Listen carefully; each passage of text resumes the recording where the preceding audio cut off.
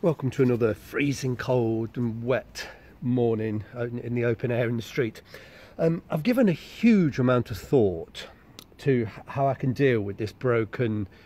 I managed to get the other broken stud out because that was purely the stud. On the I think it was the last film I did. I unwound that one with a welded nut.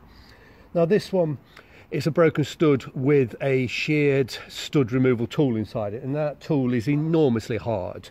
And it's almost sheared off, sort of, there's about, I don't know, I can feel it, it's about 1 millimetre, not really enough to weld onto. The biggest issue I'd have if I were to try and weld to that, the tool steel is so much harder than what the nut would be, unless I could get an extremely hardened nut. Trying to get any degree of penetration on the weld, on the tool, would be close to impossible before the softer nut had melted and disintegrated, and moreover, it's very high risk of melting the alloy cylinder head. So I think that's out of the question.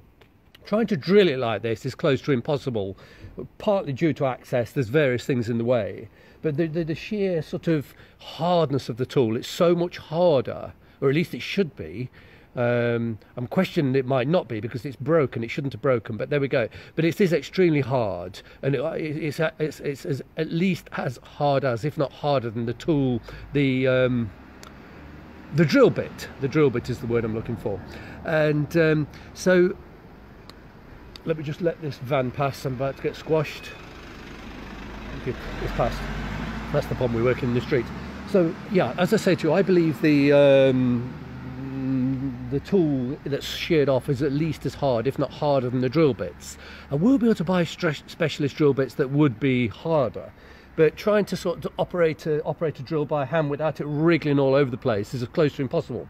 So what I'm going to do, in the short term, I've thought about this a lot. I think because I can get 7 out of the 8 studs in, and I've got all 4 corners will be bolted down.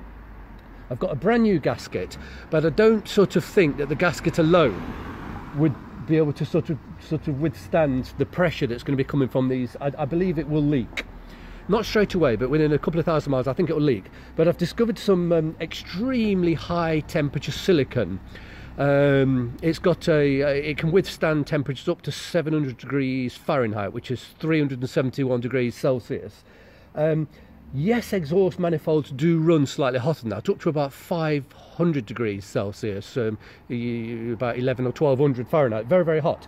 But it's not, I've thought about it a lot, it won't be the whole of the manifold. It would be more, the hottest point would be around the curve. And the cooler point, quite frankly, would be where it joins the, I know it sounds mad, but the closer to the combustion, I believe it would be cooler there for 2 reasons. The main reason is the alloy head is a relatively, compared with the cast iron, the alloy head's a relatively poor conductor of heat, and obviously the alloy itself would have limited heat. It will not be as hot as the cast iron. So the first bead of silicon will be on the alloy. So I put a bead of silicon, this ultra high temperature silicon, then put the gasket on. It's a fibrous gasket, which in itself is a very poor conductor of heat.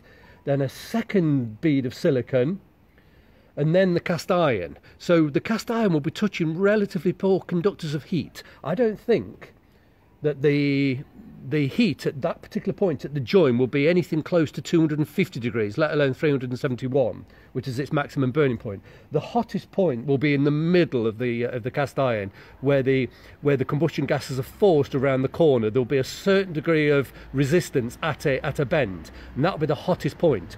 And the cooler point will be towards the alloy. So I think heat-wise we'll get away with it. So I'm actually going to just screw it on and hope for the best with the silicon and the gasket. I'm just waiting for, I've got my new studs, I've got all new studs. I'm going to leave those 2 in situ.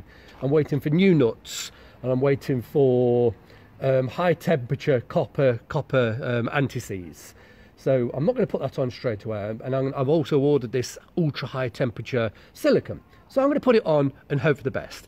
And I've also thought about a plan B, that if in time it failed, this would have to be drilled out. With the engine in situ, it's extraordinarily difficult. Now I've realised if I get a heavy piece of bar, maybe a 10mm flat piece of bar, you know, about the size of this span, imagine that's a flat bar, And if I use a new gasket as a template and I drill 3 holes in the bar, and not tap the 2 either side, I could actually screw a piece of 10mm bar onto the head with a nut here and a nut there. It's extremely tight. And then the hole in the middle here would be slightly, what we'd have to do is that one would have to be tapped. And what I would do is, if we've got, forget this as an adjustable, imagine it's the bar and it's got a hole either side. Let's just zoom out slightly so you can see what I'm talking about. There we go. So if it's got a hole either side which would screw into the head, the one in the middle would be, it'd have to be perfect, and it'd have to be tapped. And what I would do is take some bolts, slightly, in fact quite a lot bigger than this one. You just probably at least double that size, with probably I would need the head of the bolt, that would have to be ground flat. I'd need the head of the bolt to touch either side when it was wound in through the thick 10mm bar. It would screw through, and the edge of the flat, it wouldn't be a pointed coat screw, would touch the edge of the cylinder head. I would do 3 of them, and with a pillar drill, very carefully, I drill through the centre, right through the centre of the bolt, in 3 different sizes. I've just dropped one of my drill bits. Here it is. I do a very thin one as a pilot, a slightly thicker one, then a very thick one, right the way through the bolt. So the bolts will be hollow, and the final one would be just exactly the size of the hole in the cylinder head.